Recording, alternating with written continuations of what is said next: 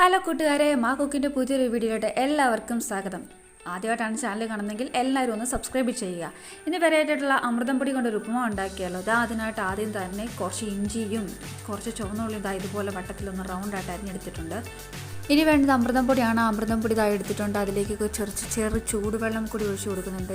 ചൂടുവെള്ളം കൂടി ഒഴിച്ചു കൊടുക്കുകയാണെന്നുണ്ടെങ്കിൽ അത് നല്ലതുപോലെ ഒന്ന് വേകും. അത് ഇതുപോലെ വെള്ളം ഒഴിച്ചു കൊടുത്ത് നല്ലതുപോലെ ഒന്ന് ഒരു പുട്ടിൻ്റെ പരുവത്തിൽ ഇതുപോലെ ഒന്ന് നനച്ചെടുക്കുക.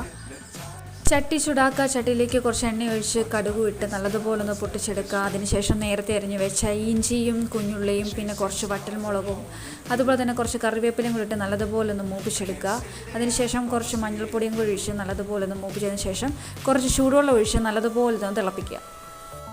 അതിലേക്ക് നേരത്തെ നനച്ച് വെച്ച അമൃതം പൊടിയും കൂടി ചേർത്ത് നല്ലതുപോലെ ഇളക്കി ഒരു ഉപ്പുമാവ് പരുവത്തിൽ നല്ലതുപോലെ യോജിപ്പിച്ച് ഇളക്കിയെടുത്താൽ കുറച്ചുകൂടെ ആവി കൂടി കയറ്റി കഴിഞ്ഞാൽ നമ്മളുടെ ഈ അമൃതം പൊടി കൊണ്ടുള്ള ഉപ്പുമാവ് ഇവിടെ റെഡി ആയിട്ടുണ്ട്.